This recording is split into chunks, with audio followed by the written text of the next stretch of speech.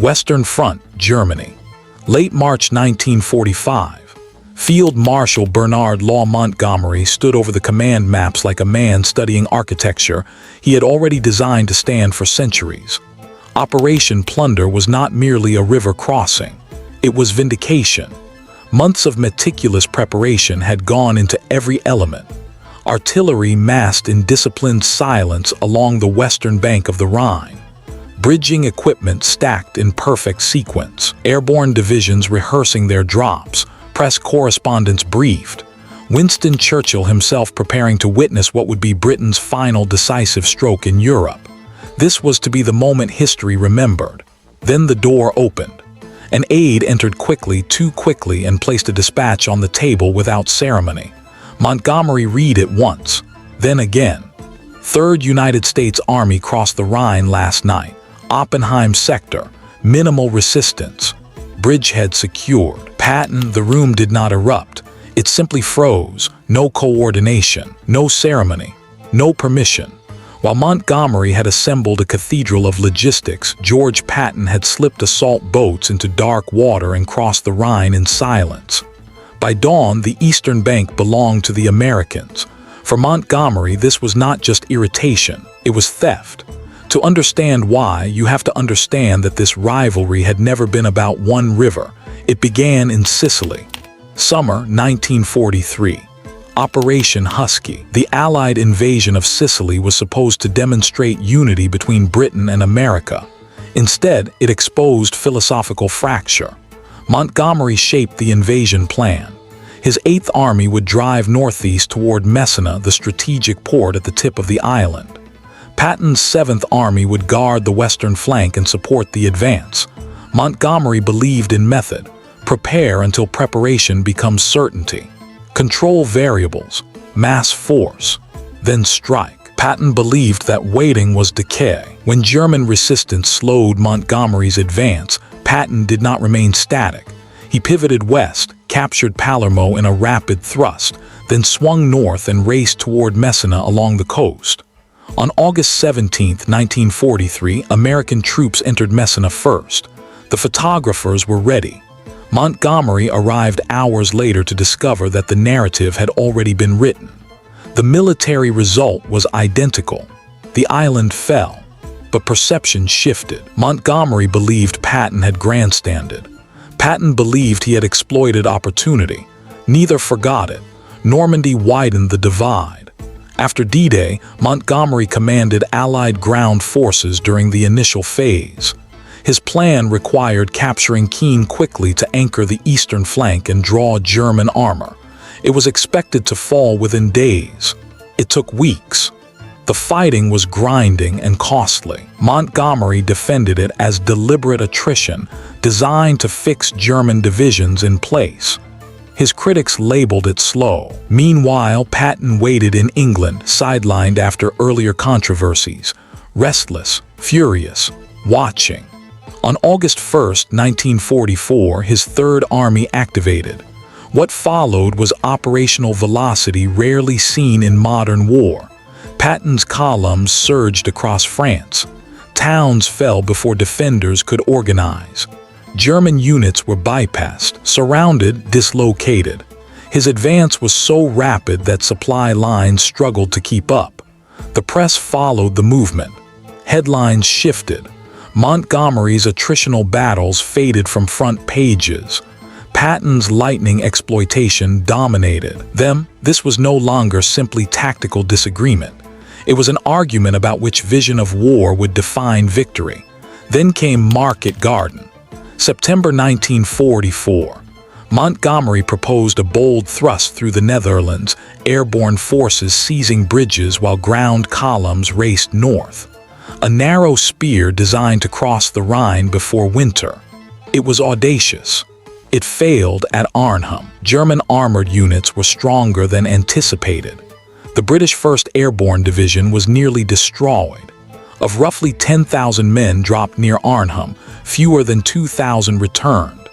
American commanders watched fuel diverted from their own advances to support the operation. Trust eroded. Then came the Ardennes. December 1944. German forces launched a massive offensive through the snow-covered forest. American lines collapsed in sectors. Chaos returned to Europe. Eisenhower temporarily placed American forces north of the Bulge under Montgomery's command to stabilize the front. Simultaneously, Patton executed one of the most remarkable operational pivots of the war, turning his Third Army north in winter conditions and relieving the surrounded garrison at Bastogne. Both actions were critical. Then Montgomery held a press conference. His tone implied British steadiness had rescued an American crisis. American commanders were furious. Omar Bradley nearly resigned. The alliance bent. It did not break. But by March 1945, patience was thin, and now the Rhine. For Montgomery, crossing it with precision was not ego alone. It was narrative correction. It was Britain demonstrating disciplined mastery at the symbolic barrier of Germany. For Patton, the river was an obstacle. Obstacles were crossed when weak, and he had found weakness. The night of March 22, 1945 carried no ceremony. There were no photographers assembled along the western bank of the Rhine, no visiting prime ministers, no carefully timed artillery spectacle designed for history books. There were only assault boats, cold water, and infantry moving in disciplined silence. George Patton had reached the river near Oppenheim and Nierstein and found something rare in late-stage war: vulnerability. German defenses in that sector were thin. Units were under strength, disorganized, and retreating under constant pressure from multiple fronts. Patton did not see a diplomatic complication. He saw opportunity measured in hours. He made the decision without waiting for coordination. Shortly before midnight, American infantry began crossing in canvas assault boats. There was no prolonged bombardment to announce their intent. The element of surprise replaced spectacle. Engineers followed closely, assembling pontoon bridges under cover of darkness. German resistance was sporadic and confused. By dawn, American soldiers held a bridgehead on the eastern bank. The Third Army had crossed the Rhine. Patton reportedly remarked with characteristic bluntness that he had crossed the river without benefit of Monty's plan. Whether phrased exactly that way or not, the implication was unmistakable. Speed had won again. When news reached Montgomery's headquarters, the reaction was measured on the surface and volcanic beneath. Operation Plunder had been scheduled for the following night. Months of preparation had gone into its orchestration. It was designed as a coordinated, overwhelming blow. British Second Army, supported by airborne drops, artillery barrages, and meticulous engineering, would seize the eastern bank in a demonstration of Allied dominance. Instead, Patton had shifted the headline. For Montgomery, this was not simply about pride. Coalition warfare depended on synchronization. Independent crossings risked fragmented advances and exposed flanks. If German reserves struck one isolated bridgehead before others were established, the consequences could be severe. Montgomery believed discipline had been breached. He considered pressing Eisenhower for consequences. Eisenhower now faced one of the most delicate decisions of the entire European campaign: punish Patton and risk alienating American commanders and public opinion at the edge of victory. Remove him and the Third Army's momentum could falter. Ignore Montgomery and Britain would feel publicly diminished at a symbolic moment. Eisenhower chose equilibrium. Patton received a formal reprimand for lack of coordination. It was sufficient to acknowledge the breach. It was insufficient to alter command. The Third Army continued its advance. The following night, Operation Plunder commenced as planned. The scale was immense. Hundreds of artillery pieces opened fire in coordinated barrages. British and Canadian forces crossed under carefully managed engineering operations. Airborne divisions dropped east of the river to disrupt German defenses. It was powerful, methodical, effective. The Rhine barrier collapsed across multiple sectors. Within weeks, Allied forces surged into the German heartland. Industrial centers fell. Resistance fragmented. On May 8, 1945, Germany surrendered. The rivalry between Montgomery and Patton did not resolve with handshake or reconciliation.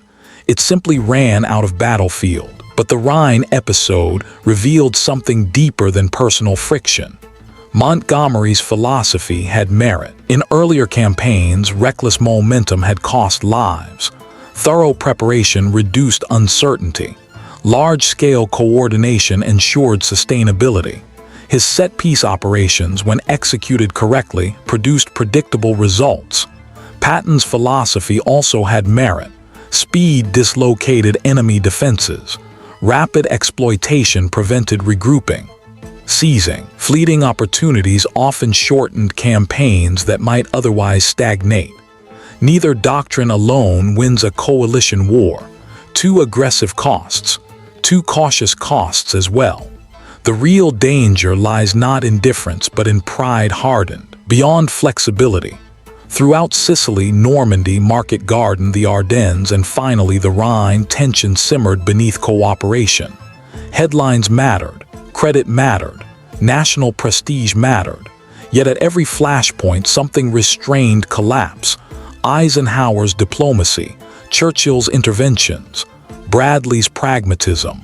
The shared recognition that Germany was still the enemy. Coalition warfare is not the art of eliminating rivalry. It is the art of preventing rivalry from consuming purpose. When Patton crossed at Oppenheim, he did what he always did, exploited weakness before it vanished.